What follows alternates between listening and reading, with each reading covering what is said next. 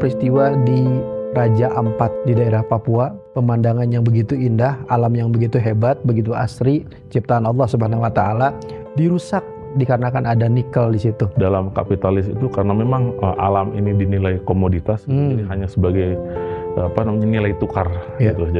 Jadi padahal dalam ekonomi yang netral misalnya, yang dalam ilmu itu ada nilai guna dan ada nilai tukar gitu. Nah, hari ini kapitalis itu hanya memandang semua hal itu berdasarkan nilai tukar. Jadi kegunaan ekologinya, kegunaan tentang keanekaragaman hayati, kegunaan tentang lingkungan hidupnya itu dikesampingkan gitu. Kalau misalkan sebagai operator berarti keuntungan kita juga lebih sedikit begitu, Pak? Ya betul. Jadi berarti dapat receh. dapat dibanding Cinanya. Cinanya tuh apalagi kalau sama yang di Morowali, yang di kasus di Morowali itu dia dari tambang, smelter sampai jadi baterai. Kita bisa bayangkan untungnya seperti apa gitu. Jadi penciptaan lapangan kerja dan lain-lain dengan itu sebenarnya bisa jadi kita katakan kalau dalam analisis unemployment rate dalam ekonomi itu mitos gitu.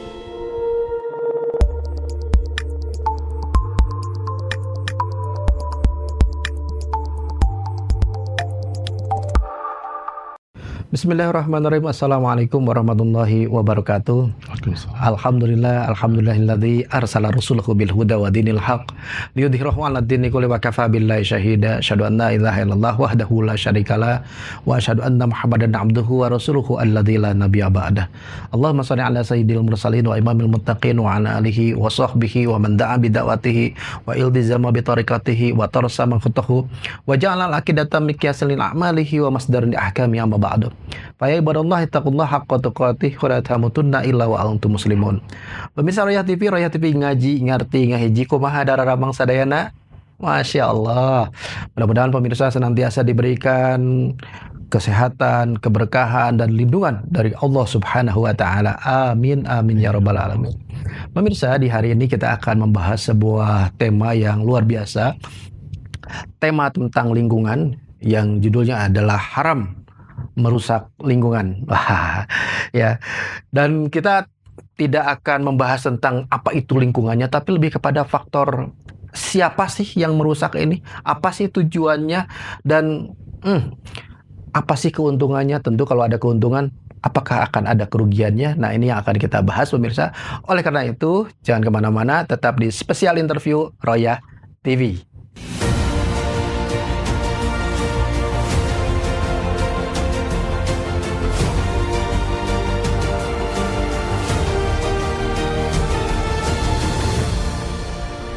Baik, pemirsa Royah TV ngaji ngarti ngahiji. Sebagaimana tadi bahwa kita akan membahas tentang lingkungan, haram merusak lingkungan, bersama dengan seorang ustadz yang beliau adalah pakar ekonomi dan beliau juga akan menyikapi kita ya dari sisi ekonomi, seperti apa sih ekonomi memandang tentang lingkungan ini. Ya, apakah biang kerusakan ini memang ada faktor dari ekonomi, bersama dengan Ustadz Dr. Indah. Assalamualaikum Ustaz. Waalaikumsalam. Assalamualaikum. Sehat? Alhamdulillah. Alhamdulillah. Ya. Alhamdulillah Ustaz bisa hadir di sini di tengah kesibukan. Masih ngajar-ngajar? Masih Ustaz. Alhamdulillah. Harus ya. Baik Ustaz. Nah, di tengah kesibukan ini alhamdulillah bisa hadir dan kita akan bahas tentang masalah haram merusak lingkungan. Itu dikarenakan ada masalah dengan atau ada peristiwa yang luar biasa, yaitu peristiwa di Raja Ampat di daerah Papua, dan ini luar biasa. Pemandangan yang begitu indah, alam yang begitu hebat, begitu asri, ciptaan Allah Subhanahu wa taala dirusak dikarenakan ada nikel di situ. Nah, ini fakta-faktanya emang enggak? Tafadhol Ustaz untuk disampaikan ke para pemirsa Royah TV. Ya. Jadi terkait dengan fakta, memang kalau di Indonesia ini kita berhadapan dengan no viral, no justice atau ya, no viral, no ini gitu. Jadi sebenarnya kalau kita lihat kerusakan dampak ekologis dari tambang, terutama tambang nikel ini sebenarnya jauh-jauh dari itu gitu. Jadi kalau kita lihat di Cina itu ada namanya Tsingshan ya, Tsingshan Holding Group, itu dia pemilik tambang terbesar gitu ya di Indonesia gitu. Itu dimulai dari tahun 2009. Itu udah dari 2009 itu. Investasi kemudian di Morowali itu sekitar miliaran dolar.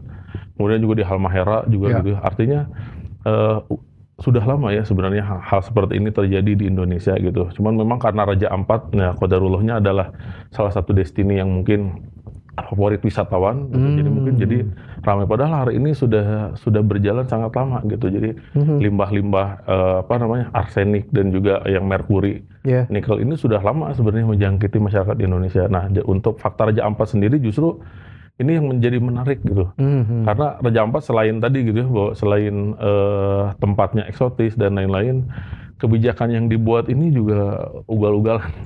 Ya, jadi dalam fakta Raja Ampat itu dikatakan bahwa karena pohon-pohonnya pendek-pendek ya, jadi nggak terlalu berpengaruh untuk ekologi lah gitu.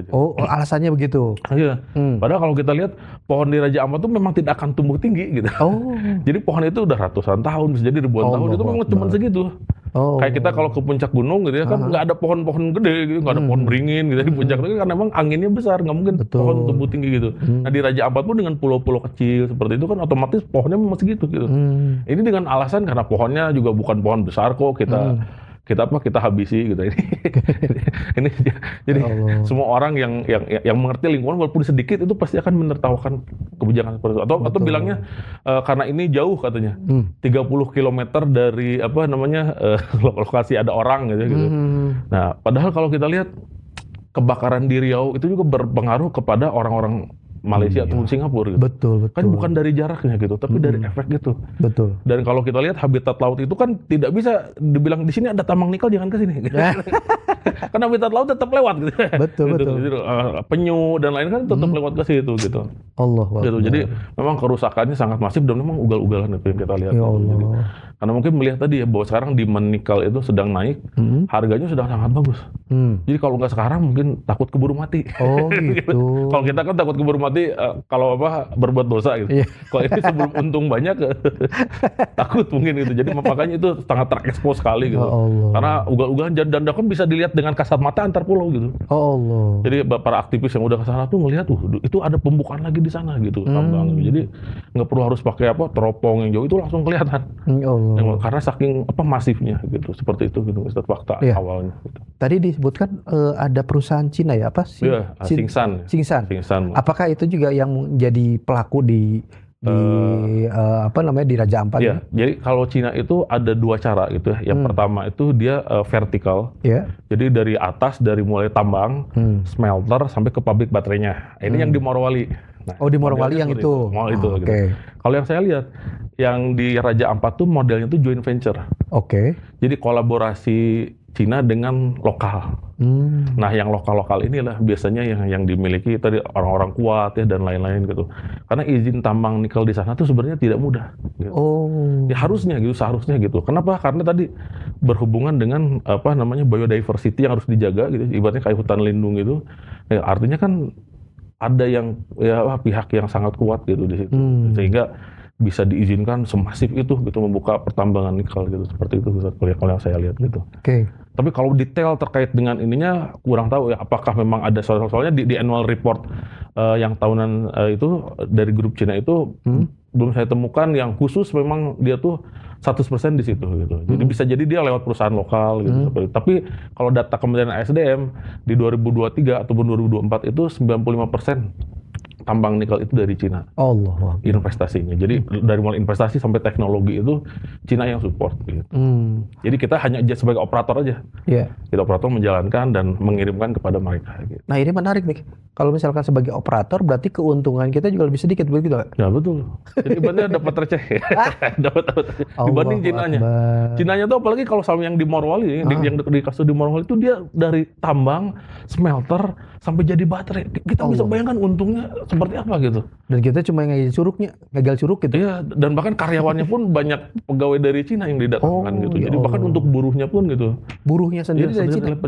Sedikit kalau ada persentasenya diambil dari kita gitu. Jadi penciptaan lapangan kerja dan lain-lain dengan itu sebenarnya bisa jadi kita katakan kalau dalam analisis unemployment rate ya dalam ekonomi itu mitos gitu. Karena tidak ada dampak nyatanya kepada masyarakat lokal juga, tidak ada pemberdayaan, gitu, tidak ada peningkatan taraf hidup gitu. Tapi yang terjadi justru tadi gitu. Kalau kita minjam istilahnya David Harvey itu, dia bilang pertambangan dalam kapitalisme itu sifatnya tuh adalah accumulation by dispossession. Apa itu? Jadi menumbuhkan modal dengan cara merampas hak orang. Oh, ya Nah ini Allah. seperti itu gitu. Jadi yang kalau kita lihat, jadi tidak ada pemberdayaan karena sistemnya dispossession, merampas ya udah gitu. Setelah rampas pulang, gitu iya, seperti betul. itu gitu. Oh. Jadi Dan itu terjadi bukan hanya di apa namanya, bukan hanya di Raja Ampat, Iya, tapi di jauh-jauh berbagai semua, di berbagai tambang-tambang Ya, betul. seperti Freeport juga sama ya. Betul, karena Indonesia tuh salah satu negara penghasil tambang terbesar gitu, selain Filipina, Oke. Kanada gitu ya, Rusia gitu. Indonesia tuh top 5 besar lah gitu. Iya, termasuk juga cover areanya kan Ya, besar sekali, luas sekali, dan itu bisa banyak berbagai macam tambang ya. Oh iya, berbagai macam tambang. Jadi bukan hanya nikel sebenarnya, banyak sekali gitu. Oke. Tadi yang menarik Ustaz tentang masalah ini, tentang masalah izin. Iya, itu. Menurut tadi Ustaz bilang kan bahwa izinnya itu tidak mudah. Iya, betul. Tapi ternyata ini bisa langsung ya, tek gitu. Ya, gitu. Kalau tidak salah sejak ada tahun berapa tuh Tad ini? Apa namanya, mulai ada eksplorasi nikel di Raja Ampat? Ya, jadi kalau di Raja Ampat itu kalau detail pasti mulai kapan ininya beroperasinya itu saya kurang tahu gitu ya. Tapi kalau detail terkait dengan ininya mungkin 2016 ke sini. Oh, oke. Jadi setelah di Morowali sukses terbukti sampai bisa bikin pabrik ya. Kemudian mungkin ada pelebaran dan begitu melihat cadangan di Raja Ampat itu kan banyak ya gitu. Melimpah gitu. Jadi cadangan ini ketika dievaluasi itu ternyata melimpah dan tidak terlalu sulit. Gitu, beda dengan yang di daerah-daerah lain gitu. Di Raja Ampat itu mungkin termasuk mereka secara sains gitu ataupun engineering itu mungkin lebih mudah dibandingkan tempat yang lain gitu. Nah, kalau kita balik secara filosofis gitu ya. Kenapa tambang-tambang itu menjadi seperti mudah kan? Padahal kan logikanya kenapa butuh izin? Karena dia merusak. Ya betul, kan? Karena betul. ada izin. Ada gitu. izin Ada itu. izin itu karena memang hukum asalnya merusak gitu. Karena kita untuk membatasi kerusakan itu ya. Makanya ada izin. Gitu. Oke, iya betul. Nah, makanya ketika kalau kita baca gitu dalam ya misalkan buku-buku sosialis, walaupun sosialis itu keliru ya dalam banyak pandangan, tapi ketika mereka mengkuliti kapitalis itu kita bisa lihat gitu ya, bahwa menurut Karl Marx itu dalam Das Kapital kapitalisme itu sistemnya selalu berputar. Yang pertama itu money gitu ya, uang. Money berubah jadi commodity, berubah jadi accumulation of money. Berubah jadi money lagi, mutar lagi sampai beranak pinak besar. Nah, celakanya menurut Karl Marx gitu ya, alam itu jadi komoditas dalam kapitalisme. Maka dari itu undang-undang dan lain-lain negara-negara yang mengadopsi sistem kapitalis gitu ya dalam ekonominya sudah pasti melihat alam ini sebagai komoditas. Maka dari itu izinnya dikeluarkan karena ini komoditas. Iya. Gitu. Komoditas yang memang mengakomodir gitu ya growth katanya pertumbuhan ekonomi tadi gitu. Seperti itu. Baik. Tadi sekilas Ustaz kita sudah bahas tentang masalah siapa yang diuntungkan dan siapa yang akan dirugikan. Oke, baik, kita akan bahas di segmen yang kedua Ustaz. Pemirsa Roya TV ngaji ngerti ngaji, apa yang disampaikan oleh Ustadz Indra luar biasa ya, bahwa ternyata ya ketika kapitalis sudah mulai mencengkram, ketika keuntungan cuan itu menjadi suatu sasaran, maka apapun ya bisalah dikompromisikan. Contohnya persoalan peraturan. Aturan dibuat untuk membatasi kerusakan lingkungan, tapi yang terjadi ya kalau sudah cuan, masalah kerusakan lingkungan bukan lagi masalah. Oleh karena itu kita akan bahas tentang persoalan kapitalis ini di segmen yang kedua. Pemirsa Roya TV, jangan kemana-mana, tetap di spesial interview Roya TV.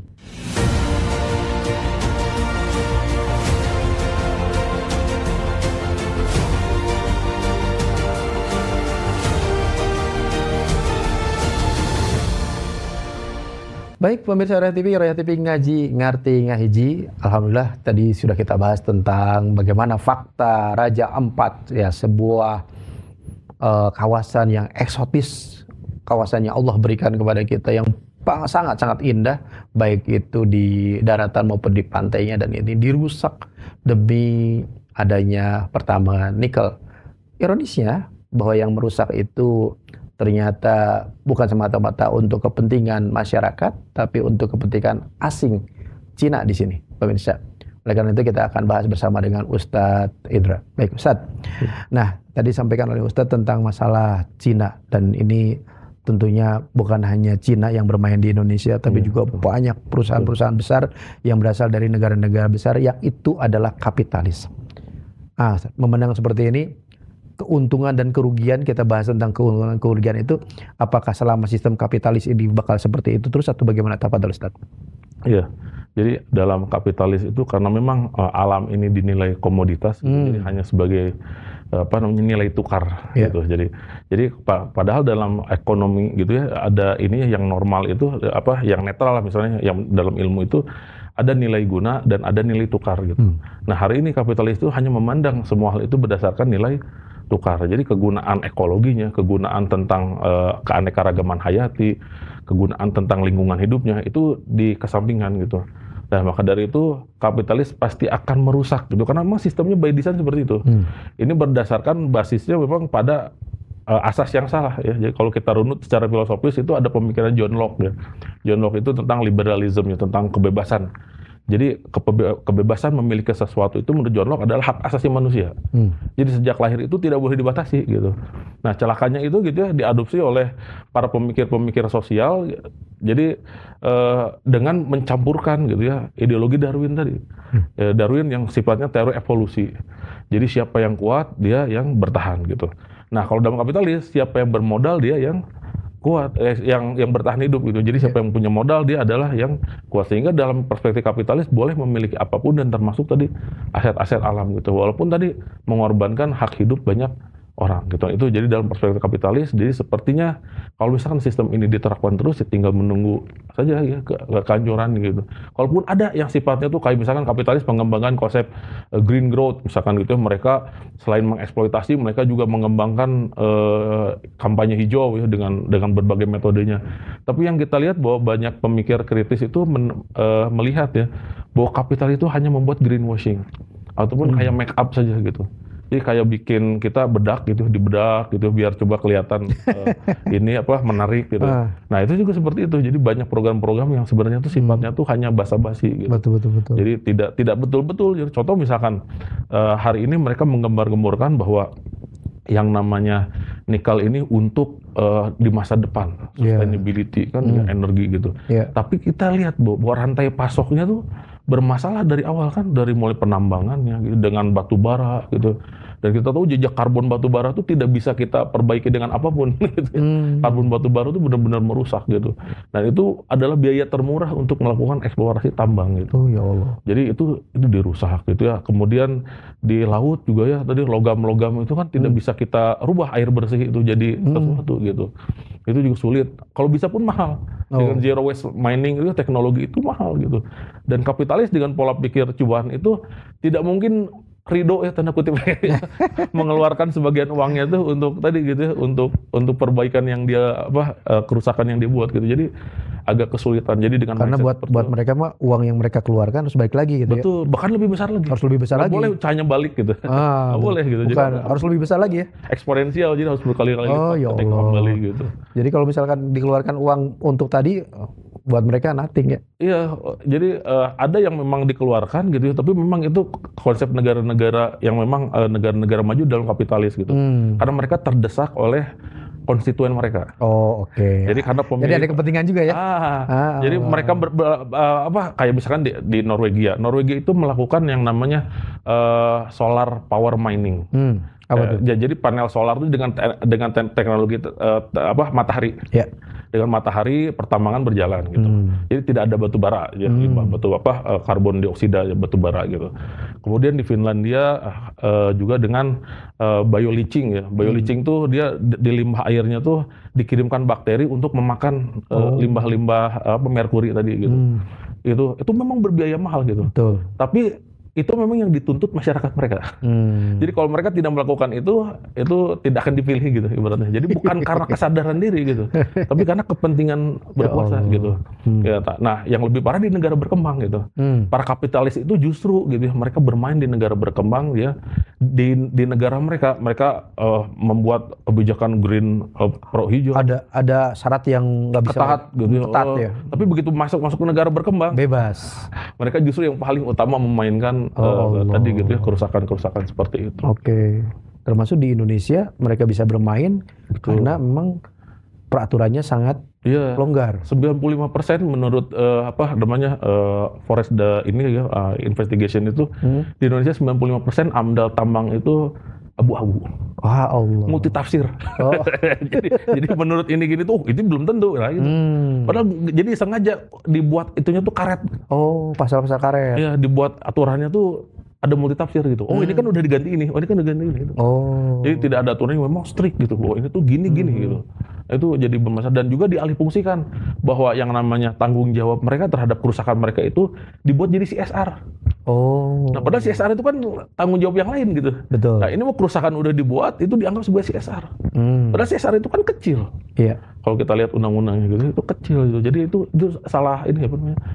Salah tanggap karena tadi sistem kapitalis itu dipahaminya memang seperti itu. Oke. Baik. Nah, selama ini ada para aktivis lingkungan yang mereka itu melawan atau misalnya mengkritisi, bahkan juga contoh lah ambil kata nama Greenpeace. Nah, ini gimana sih perseteruannya antara Greenpeace dengan kapitalis? Apakah memang pure mereka itu adalah kelompok-kelompok yang memang pencipta lingkungan atau gimana Ustaz? Kalau memang Greenpeace secara awal memang dia didedikasikan untuk lingkungan gitu. Tapi kesadaran para anggotanya misalkan dia dilatar belakangi dengan pandangan ideologi tertentu, mungkin saya tidak bisa menjudge ya. Tapi kalau yang bisa kita lihat mungkin gitu ya, ada aliran-aliran pemikiran misalkan konsep-konsep sosialis. Oh, ada di situ. Misalkan gitu. Jadi kalau saya baca itu, kalau kita baca Karl Marx ya dalam Das Kapital itu memang banyak bercerita tentang bahayanya eksploitasi lingkungan oleh kapitalis. Oh, si Karl Marx itu bilang seperti itu. Gitu. Jadi justru banyak tadi bahwa istilah komoditas alam itu jadi komoditas itu istilah Karl Marx gitu. Nah, maka dari itu banyak hari ini mungkin kaum muslimin yang melihat bahwa ternyata sosialis itu solusi gitu ya. Solusi untuk lingkungan tuh. Iya, lingkungan. Kalau antitesis mungkin saya gitu. Bisa jadi gitu karena memang itu merombak seluruh cara berpikir kapitalis bisa jadi ya. Tapi solusinya apakah jadi ke kapitalis, jadi ke sosialis? Jadi sosialis. Nah, kalau kita lihat gitu ya, sejarah membuktikan Uni Soviet itu terlibat banyak dalam kerusakan lingkungan gitu. Uni Soviet, sosialis, komunis, pure sosialis gitu ya. Jadi dari awal Uni Soviet itu negara berideologi sosialis gitu ya. Kalau kita lihat sepanjang sejarah itu banyak peristiwa-peristiwa kelam ya. Bahkan yang paling terkenal itu Mayak dan Chernobyl. Itu adalah kerusakan kerusakan ini nuklir. Betul. Ya, kebocoran ya. Iya, radiasi nuklir. Chernobyl ya. Iya. 270.000 orang itu terkena dampaknya dan tidak dipublikasikan kan, baru tahu itu belakangan. Betul. Jadi ada yang cacat lahir, ada yang kanker gitu. Karena tadi radiasi nuklir tadi gitu. Itu salah satunya aja gitu. Atau kalau kita lihat Aral Sea, Laut Aral itu hari itu salah satu danau terbesar di dunia yang kering. Justru berubah jadi gurun beracun ya. Penuh dengan pestisida gitu. Ya Allah. Karena tadi itu untuk mendukung industri kapas. Uni Soviet pada hari itu, jadi aliran-aliran air yang harusnya ke danau itu dialihkan ke Kazakhstan dan Uzbekistan untuk mengairi kapas. Karena kapas pada hari itu sebagai emas putih, jadi betul. Emas putih jadi dijual luar biasa mahal gitu ya. Nah, dialihkan ke situ. Ataupun kalau kita baca pembantaian suku Nenet ya di Siberia itu, deforestasi hutan itu untuk industri kayu. Uni Soviet juga pelakunya gitu. Chernobyl tahun 80-an 86 itu juga. Itu belum Glasnost belum ya? Iya, belum. Jadi masih Uni Soviet ya? Iya, kita bayangin gitu bahwa yang pure sosialis itu ternyata hanya merubah eksploitasi yang dari pelakunya tuh pasar gitu. Kalau di kapitalis kan pasar. Iya, swasta yang melakukan eksploitasi. Nah, kalau dalam sosialis itu ternyata berubah. Pelakunya itu adalah negara. Kenapa? Karena sosialis itu ada kecenderungan bertransformasi menjadi fasis. Ketika sistem sosialis yang dianggap bisa mensejahterakan ternyata gagal, terbukti sosialis itu berubah menjadi fasis. Contoh Benito Mussolini misalkan. Di Italia itu dia yang asalnya sosialis itu bisa berubah jadi fasis. Karena dia gagal untuk mensejahterakan masyarakat dan banyak protes, akhirnya dia hanya berpikir bagaimana melindungi kekuasaannya. Dan dia berubah menjadi fasis. Nah, itu yang kita bahayakan. Justru ketika fasis itu bertransformasi untuk mengeksploitasi lingkungan, itu akan lebih parah gitu. Yang kita khawatirkan justru Islam gitu, harusnya kita gitu, kaum muslimin itu. Baik, sebelum kita ke Islam, saya pengen coba eksplor tentang tadi. Katanya Karl Marx itu mengkritisi. Betul. Karena mengkritisi kapitalis karena kapitalis membuat alam jadi komoditas. Betul. Nah, tapi pada prakteknya Uni Soviet menjadikan alam sebagai komoditas juga. Komoditas juga sama. Oke, berarti sebetulnya bukan persoalan kesalahan penerapan ya, tapi memang pada habit, pada kenyataannya sosialis pun bisa menjadikan alam sebagai komoditas selama itu dipakai oleh atau digunakan oleh negara. Betul. Karena yang kalau kita baca Das Kapital itu dari 1 sampai jilid 3 itu yang paling banyak dilakukan oleh Karl Marx itu adalah mengkritisinya. Jadi kesalahan-kesalahan kapitalis itu betul. Iya, betul. Gitu. Tapi ketika bab solusi itu dia tuh hanya apa maksudnya? Hanya sebagian kecil saja. Oh, solusinya. Ya, gitu. Dan kadang salah ditafsirkan oleh para pengikutnya gitu. Oh, gitu. Jadi udah masalah ditafsirkan memang dari awalnya salah gitu, dibikin lebih salah lagi gitu. Gitu. Nah, contoh misalkan dalam kerusakan alam gitu. Menurut Karl Marx itu alam itu seharusnya tidak boleh dieksploitasi. Betul, tapi pada kenyataannya justru hasil karena kapitalis itu melakukan eksploitasi tambang sehingga ekonomi mereka tumbuh dan negara sosialis itu akan tertinggal. Lama-kelamaan kan akan tertinggal oleh kapitalis. Betul. Tentu saja negara sosialis tidak bisa tinggal diam gitu. Kita juga harus ini gitu ya, walaupun dengan cara yang berbeda, tapi ternyata ujungnya sama gitu. Karena tetap saja melakukan kerusakan alam. Baik. Itu, Sip. Terima kasih Ustadz Indra, luar biasa. Pemirsa Roya TV, pembahasan dengan Ustadz Indra Firman Alamsyah luar biasa kepada kita semua. Bahwa ternyata ya untuk persoalan eksploitasi terhadap alam bukan hanya dilakukan oleh yang berpaham, negara berpaham kapitalis saja, tapi juga berpaham sosialis juga melakukan hal yang sama. Dan ingat bahwa negara itu butuh komoditas, dia butuh sumber daya, termasuk sumber daya dalam hal ini adalah uang. Oleh karena itu ya ternyata dengan dua hal tadi, baik itu adalah kapitalis maupun sosialis, dua-duanya bisa merusak alam. Pemirsa, kita akan bahas bagaimana Islam ya berhadapan dengan alam atau mengeksploitasi alam. Apakah Islam juga melakukan hal yang sama? Kita akan lihat bersama dengan Ustadz Indra Firman Alamsyah PhD. Oleh karena itu, pemirsa jangan kemana-mana, tetap di spesial interview Roya TV.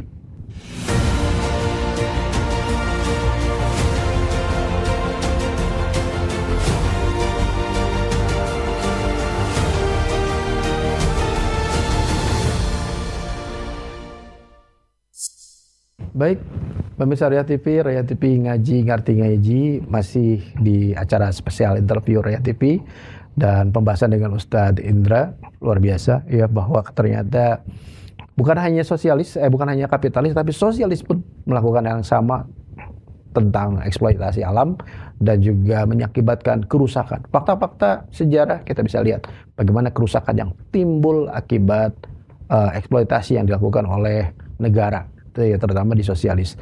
Untuk kapitalis, mereka sudah jelas-jelas ya ada di depan mata bahkan sekarang itu. Bagaimana dengan Islam? Kita akan sama-sama bahas bersama dengan Ustadz Indra Firman Alamsyah PhD. Baik Ustadz, betul. Bagaimana tentang Islam berhadapan dengan alam? Ya, jadi terkait dengan konsep Islam itu sebenarnya justru kalau yang saya melihat gitu ya, ini tuh konsep paling lengkap. Gitu. Konsep paling menarik nih. Gitu. Karena Islam itu tidak menolak tadi gitu ya pertambangan gitu ya, gitu. Tapi tidak juga melakukan kerusakan. Gitu. Nah ini yang unik gitu.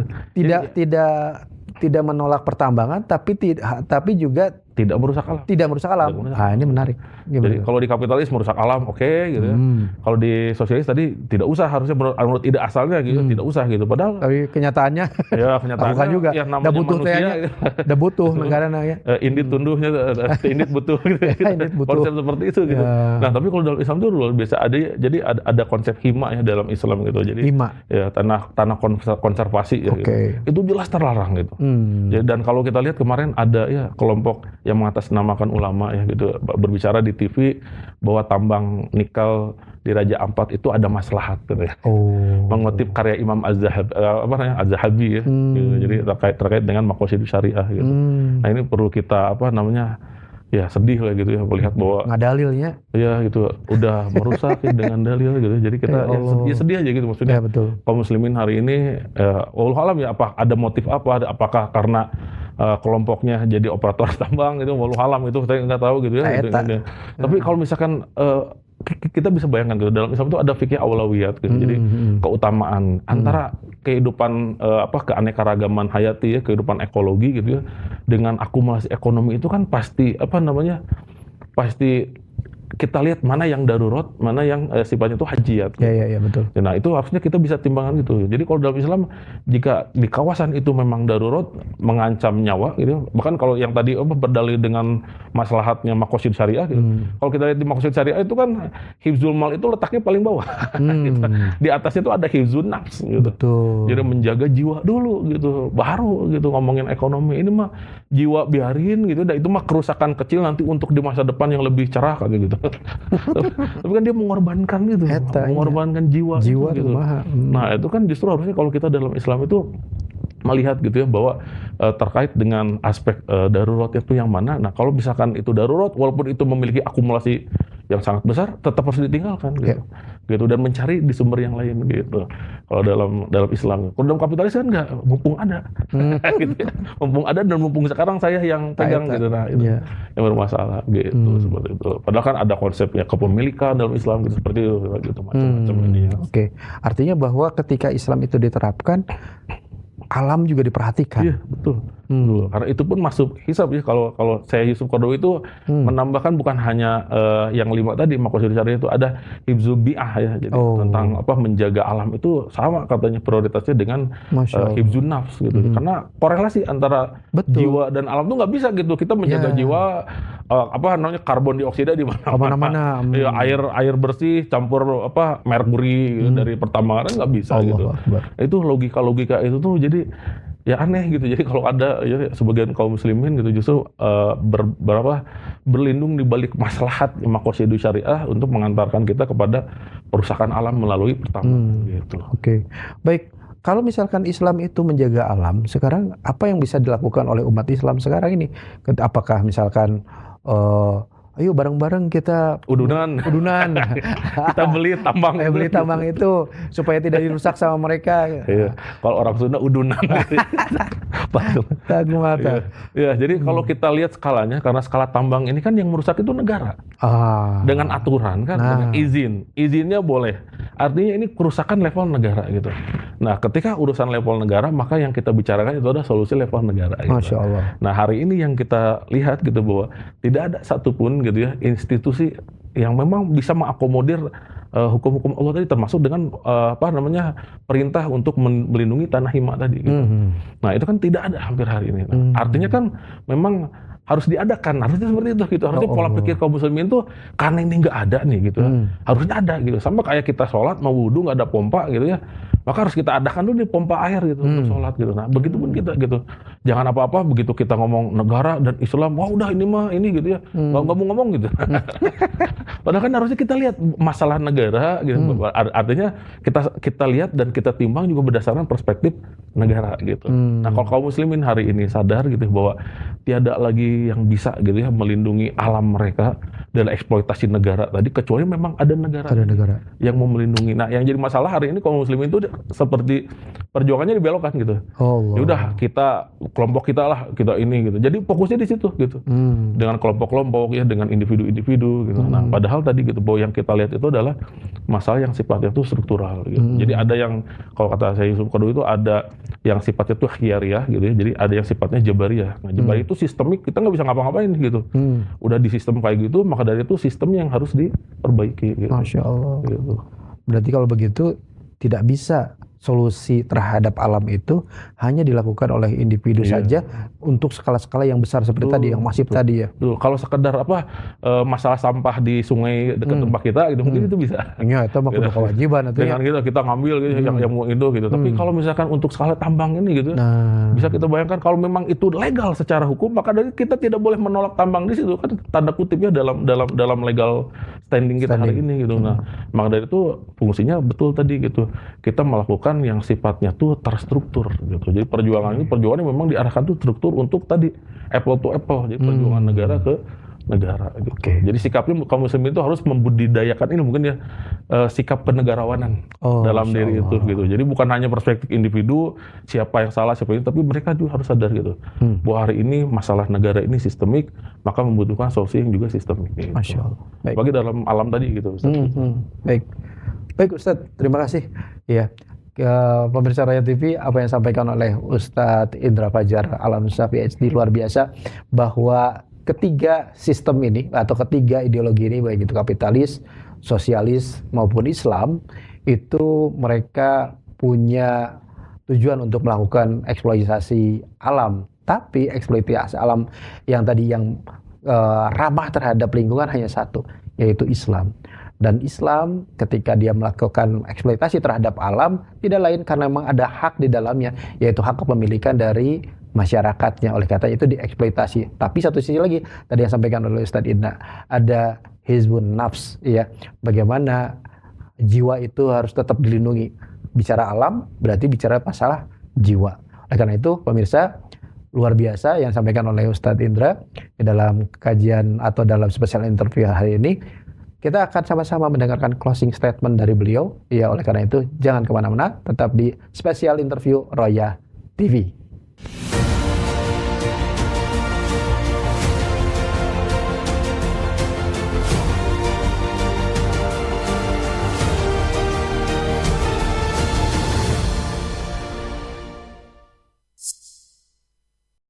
Baik, pemirsa Roya TV ngaji, ngerti, ngaji. Jangan lupa like, comment, and share. Pemirsa, tadi dari segmen pertama sampai segmen ketiga luar biasa apa yang disampaikan oleh Ustadz Indra Fajar Alamsyah PhD, bahwa ternyata ya kerusakan alam itu bisa diakibatkan karena apa? Karena ternyata sistem inilah yang salah. Ketika sistem kapitalis atau sistem sosialis itu dia melakukan kerusakan, dan itulah ketika Islam tidak diterapkan maka akan terjadi kerusakan di mana-mana. Ya, oleh karena itu kita akan sama-sama dengarkan bagaimana closing statement dari Ustadz Indra Fajar Alamsyah PhD. Tafadhol Ustaz. Ya, jadi terkait dengan kita ya sudut pandang sebagai kaum muslimin gitu ya. Tadi terutama yang mengambil konsep maslahat gitu dari Imam Asy-Syatibi, Maqasidus Syariah, justru harusnya kita melihat maslahat itu dan juga mafsadat gitu. Jadi mafsadat dan mafsadat itu dalam Islam ada konsekuensinya. Ketika melakukan eksploitasi itu memang Islam itu akan dituntut untuk melakukan inovasi zero waste mining yang benar-benar sesungguhnya. Bukan cuman tadi bedak ya dan lain-lain gitu ataupun hanya formalitas, tapi memang betul harus punya energi-energi yang memang dia bisa meminimalisir ataupun mengkosongkan gitu ya efek buruk dari pertambangan tadi gitu. Dan tambang itu digunakan untuk kepemilikan untuk kegunaan umum gitu ya, dan juga untuk industri strategis gitu, industri militer gitu, bahkan untuk transportasi juga bisa dikembangkan gitu. Tapi semua itu sekali lagi berbasis tadi ada skala prioritasnya gitu. Dan skala prioritas itulah yang menjaga terjadinya keseimbangan alam gitu, baik itu dengan manusia gitu ya, dengan laut, dengan hutan gitu. Nah, ini yang tidak dimiliki oleh ideologi-ideologi yang lain gitu. Jadi di kapitalis itu tidak punya gitu ya. Jadi sandarannya kebebasan individu, kebebasan gitu. Tapi di sosialis juga tadi kerangkanya memang tidak pas gitu ya. Bahkan cenderung sesat ya. Jadi setelah sesat ke satu malah sesat kedua gitu ya. Nah, tapi kalau dalam Islam ini ada solusi yang real gitu, dan ini harusnya kaum muslimin itu mulai melihat gambaran besarnya bahwa Islam itu canggih. Kitanya yang mungkin masih di belakang gitu ya. Justru harus kita mencanggihkan diri kita untuk bisa menangkap gitu ya bahwa Islam itu canggih untuk menyelesaikan masalah di masyarakat, termasuk dalam urusan bernegara seperti itu. Oke, baik. Terima kasih Ustadz atas closing statement-nya. Baik pemirsa Roya TV, itu tadi closing statement dari Ustadz Ustadz Indra Fajar Alamsyah yang luar biasa ya. Nah, ada kata-kata yang menarik dari ya, bahwa Islam itu canggih. Dan ini luar biasa, kita sebagai seorang muslim tentunya harus menyadari itu. Karena kita sadar, kita paham, maka yuk kita sama-sama bareng-bareng untuk berjuang menerapkan Islam secara kafah dalam bingkai khilafah ala minhajin nubuwah. Pemirsa, saya Podsen Hidup Prawito bersama dengan kerabat kerja Roya TV mohon undur diri. Insyaallah kita akan ketemu lagi dalam spesial interview yang akan datang. Kita tutup dengan doa kifaratul majelis. Subhanakallahumma bihamdika asyhadu an la ilaha illa anta astaghfiruka wa atubu ilaik. Bila taufiq wa hidayah. Wassalamualaikum warahmatullahi wabarakatuh. Waalaikumsalam. Jazakallahu khair. Jazakallahu khair.